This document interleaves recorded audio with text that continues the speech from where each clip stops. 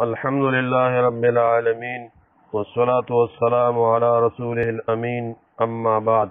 دا صلاة سفر پبارکی یو خدا دی چې رسول الله صلی الله علیه وسلم په سفر کې پوره مونږ نه کړی. لکه صحیح بخاری کې راځي عبدالله ابن عمر رضی الله عنهما فرمای فکان لا یزید فی السفر علی رکعتین. نبی صلی الله علیه وسلم په سفر کې د 2 رکعاتو نه زیادت نه کړی، لہذا سفر کې قصر کول اکثر اهل علم وایي چې دا واجب دي.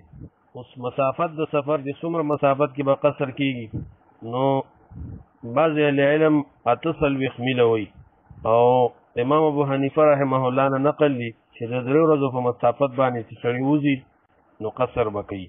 خو صحیح دی کې دا ده چې دې کې صحیح مسلم کې یو روایت راغلی دی او صحیح روایت دی، د صحیح مسلم هم دی او مسند احمد کې هم دی او نورو کتابونو کې هم دی، ابو داود کې هم دی. د انس رضی الله عنه پر روایت سره وی کان اذا خرج مسیرة 3 اميال او 3 فراسخ صلى ركعتين. نبی صلی الله علیه وسلم چې کله د 3 میله یا د 3 فرسخو په اندازه باندې اوته نو 2 رکعاته به کول. په دې روایت کې 3 اميال او 3 فراسخ کې امام شعبہ چې کوم راوی د حدیث ته هغه شک کړی دی چې 3 میله او 3 فرسخه، ځکه 3 فرسخونه 9 میله جوړیږي. یو فرسخ 3 میله دي نو 3 فرسخه 9 میله شو.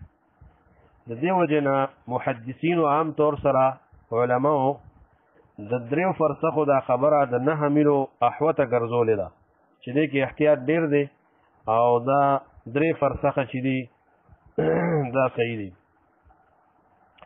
نو دې حدیث نه دا معلومه شو چې د 3 فرسخو په اندازه سړی وځي 9 میله په اندازه باندې نو دې مسافر دی او دې به سفرانه مونځ کوي. دارنګې کوم خلک چې 48 میله وایي د هغې د عبدالله ابن عباس رضی الله عنهما هغه روایت وایي کوم چې دار قطني راوړی دی چې رسول الله صلی الله علیه وسلم فرمایل چې یا اهل مکه لا تقصروا في اقل من 4 برد من مکه الى عصفان. اے مکی والو د 4 بریدو نه کم تاسو کم مسافت کې تاسو قصر مکوئ. 4 بریده 48 میله جوړیږي چې دا د مکې نه عصفان په منځ کې دا فاصله چې دا ده.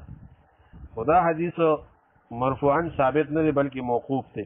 حافظ ابن حجر اسقلانی رحمه الله همدا خبره کړې بلوغ المرام کې چې دا موقوف دی. بل لا چې د دې په سند کې عبدالوهاب ابن مجاهد ابن جبر راوی دی هغه متروک دی، لہذا دا قابل حجت نه دی.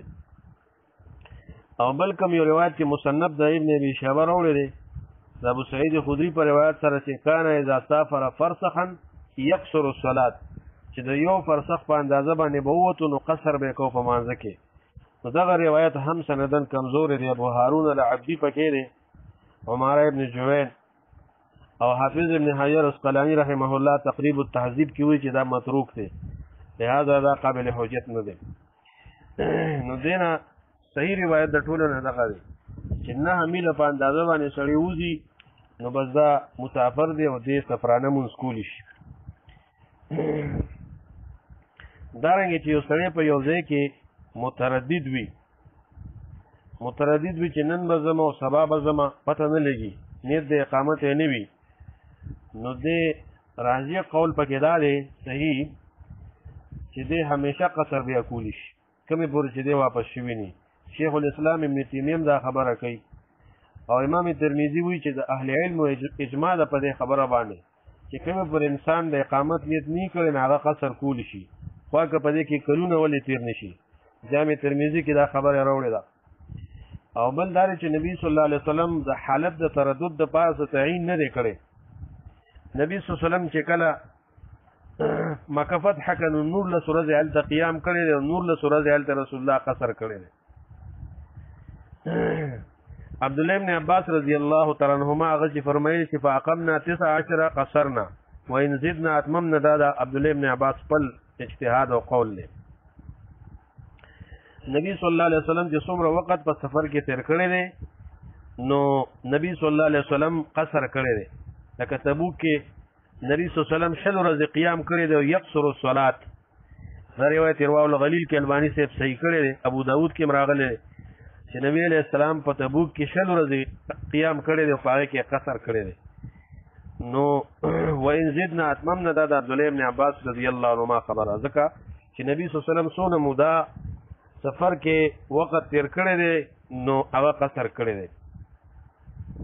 دارنګې عمر رضی الله عنه چې مکې ته راغی نو 2 رکعاته لمونځ به یې کوو او مکې والا ته به وي اتمو یا اهل مکه، ای مکې والا تاسو خپل لمونځ پوره کړئ، مونږ په سفر کې یو. موطا د امام مالک دا روایت راوړی دی. عبدالله ابن عمر رضی الله تعالی عنهما آذربایجان کې هغه علاقه کې وره غورځېدلې وه، لارې بند وې او کوشش پې کو چې نن به ځم سبا به ځم، نیت د اقامت یې نه و. 6 میاشتې پکې